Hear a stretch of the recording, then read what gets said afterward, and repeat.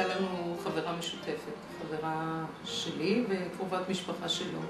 בשבת בבוקר הגיע הדוד שלה, ואמר לי שיש מישהו מהמשפחה שלהם שהוא משרת בחיל הים והוא זקוק לחברה כי משעמם לו אחר הצהריים.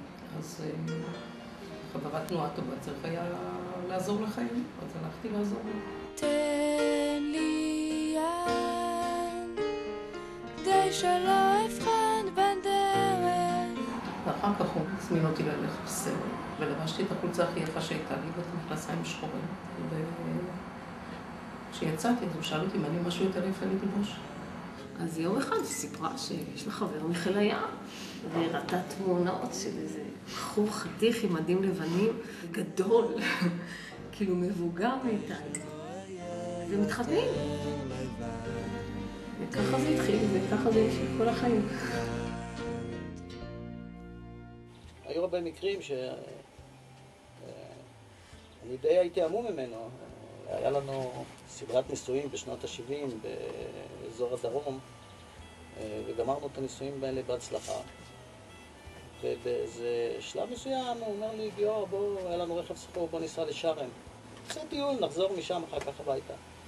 טוב, נסענו שנינו לשרם, ואז אנחנו רואים קבוצה של מתנדבים, מתנדבות, ערומים, מתקלחים ביחד. זה היה המאפיינים שם בזמנו בשרם. ובלי שום בעיות, לתדהמתי, פשט ערום והתרחץ איתם. אז זה מה שלפעמים הוא מפתיע, אנשים חושבים שהוא פולני חנון, אבל הוא לא פולני חנון. הוא חסר לי. חסר לי מאוד. האם אתה עדיין איתי?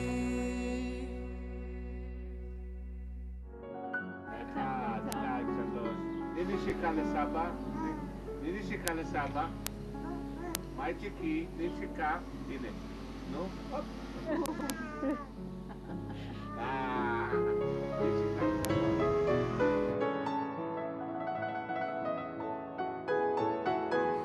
מאוד אהבת את אורי, מאוד שמח ומאוד נהנה כל פעם שהם באו ולשחק איתה. וגם פה, עם נועם ורויקי, שזה בכלל...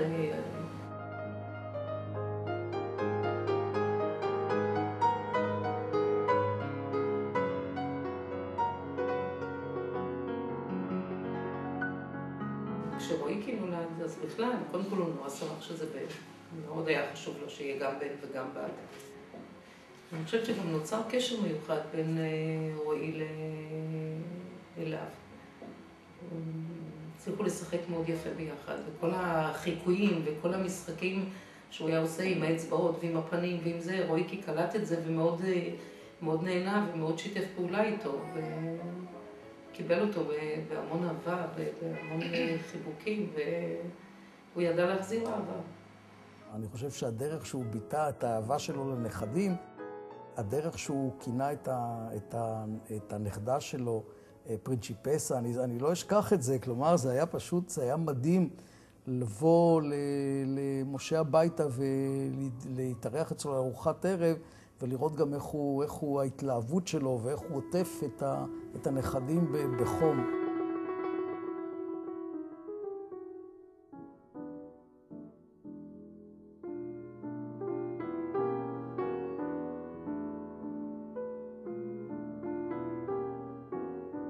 הוא היה מספר לנו סיפורים ומשחק איתנו, הוא עשה לנו תלולים וכל הזמן הוא היה שם לנו בדלת מזערות של חיים. ואז היינו צוחקים. אם סבא עכשיו היה כאן, הייתם רוצים להגיד לו משהו? שישחק איתנו ושיהיה ביום הולדת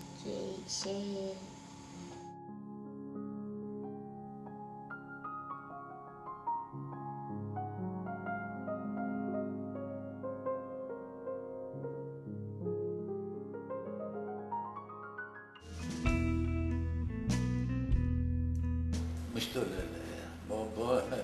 אני יכול להגיד, הוא היה קצת עצבני. הוא היה מפונק, אמא פינקה אותו, למה הם בין זקונים. אז היא הייתה, כל דבר קטן, הייתה רצה, נו.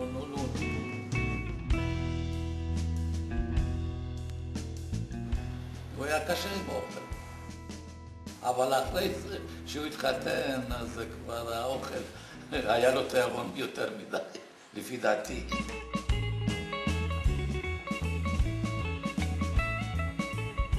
באנו לאירוח אצל דודה בתיה ומשה, והוא כמובן בשבת עשה על האש כמו שתמיד הוא היה עושה על האש. כמובן שהוא היה קונה את כל טיפטם, את כל סוגי הבשר האפשריים.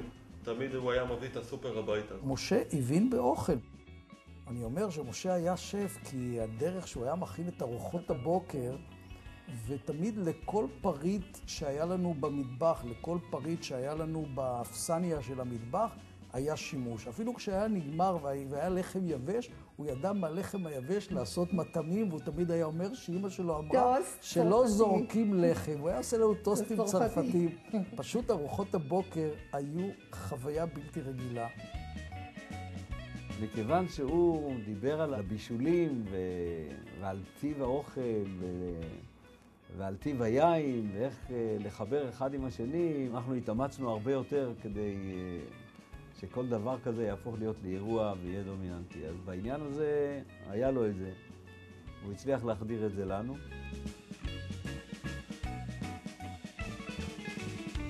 כשגרנו בקריית ביאליק, אחד מהחברים שלו הציע לו להתערב מי ישתה יותר. ואני, ככל שניסיתי למנוע את ההתערבות הזאת, לא הצלחתי. והם התחילו לשתות. ואני שמתי לב שבעצם החבר שלנו לא שותה. וניסיתי להסביר לו, משה, הוא לא שותה, אתה שותה לבד.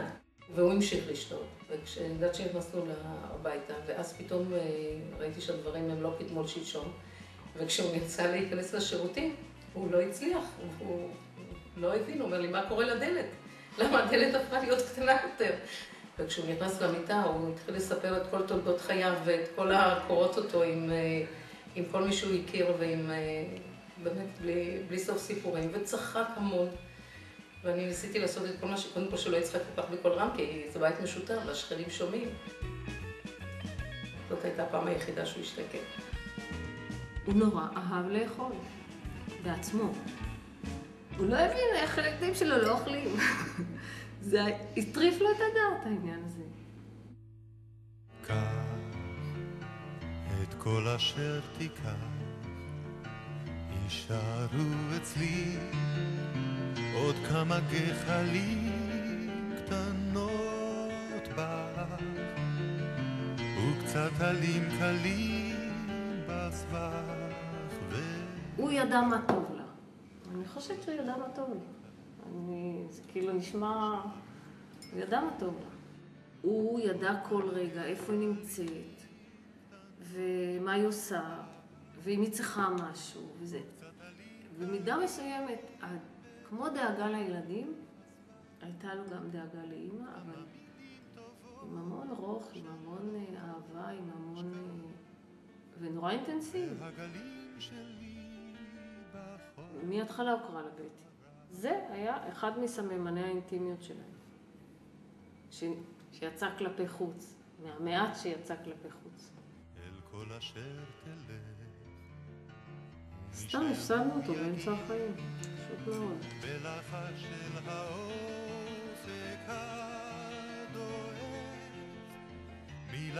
אז כל פעם היית רואה, אני אקח אותך, אני אביא אותך, אני אסדר את זה, אני אעשה את זה, הכל היה מוטל עליו. שמנו לב שהכל באחריותו. הוא כיבד אותה ודאג לה וטיפל בה כאילו נסיכה. זה משהו שהיינו מסתכלים על זה בהערצה. קצת מאוחר עכשיו, אולי חשוב, אבל תשוב אם רק תוכל לשוב.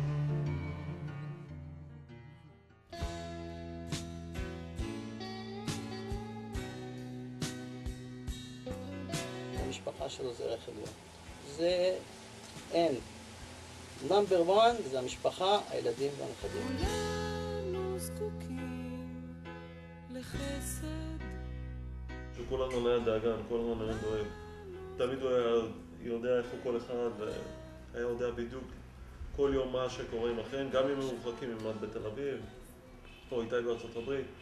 תמיד הוא היה יודע ושרת על העניינים.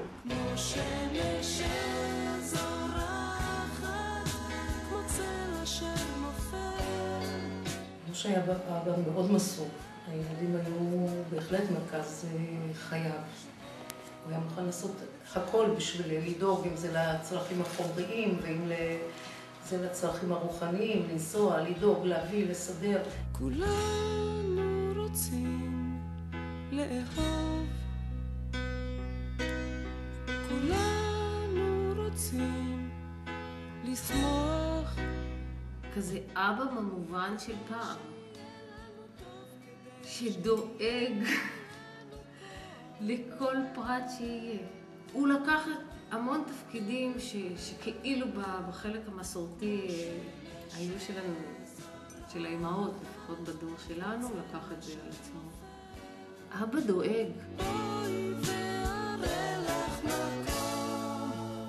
הוא תמיד זכר מה אני אוהבת לאכול. הוא תמיד בחורף יהיה קרמבו, ושיש כדי מרק. ואם אמרתי שמשהו אני אוהבת, אז זה היה ברור שבארוחה אחר כך הוא היה מכין את זה עוד פעם. והאהבה שלו הייתה ככה מאוד, מאוד דואגת ומאוד עם הרבה תשומת לב. בלי להגיד, לא מילים של תשומת לב, אבל המעשים שלו היו עם הרבה תשומת לב. בפשטות, משה היה אדם מאוד אמיתי, מאוד חם. אתה ראית לו על העיניים שהוא כל כך שמח לארח, אני חושבת שבסיס האדם שבו היה החום האמיתי, הכנות. הוא עשה את זה מבפנים. באמת בן אדם שהביע את מה שיש לו בפנים החוצה. וכל מה שהיה לו זה היה נתינה. הוא נורא אהב לתת. הכל. היה לי כאן, אהבתי כל רגע שבא, שהיה, שהלך. הוא היה מאוד מאוד מאוד מוערך מבחינה מקצועית ומבחינה חברתית. הוא היה בעל מקצוע בחסד עליון. כל בעיה שיש לי, אינטואיטיבית, נרים טלפון למשה. מחכה גם לטלפונים ממנו. לא יהיה לי אחד כמו חבר כמו משה. זהו. גם אתכם אהבתי כל ידידיי. אבל אני רואה אותו מדויק.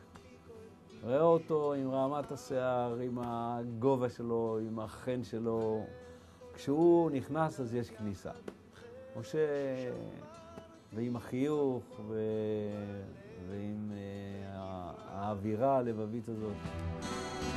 עוד שתי מילים, עוד קצה חיוך, עוד נגיעה, וכבר בזמן ללכת. ככה הכל בגדול. הוא אהב בגדול, הוא התעצבן בגדול, הוא צחק בגדול, והוא אכל בגדול, ובישל בגדול, ודאג בגדול, הכל היה בגדול. גם הבטן שלו הייתה גדולה, הכל היה בגדול אצלו. אהבתי כל רגע שבא, שהיה, שהלך. מה שאני לא אגיד ומה שכן אגיד, בלב זה משהו אחר. ולהגיד היום מילה סתם, ככה. אבל מה שבלב זה הכי נכון, וזה קשה לבטא את זה.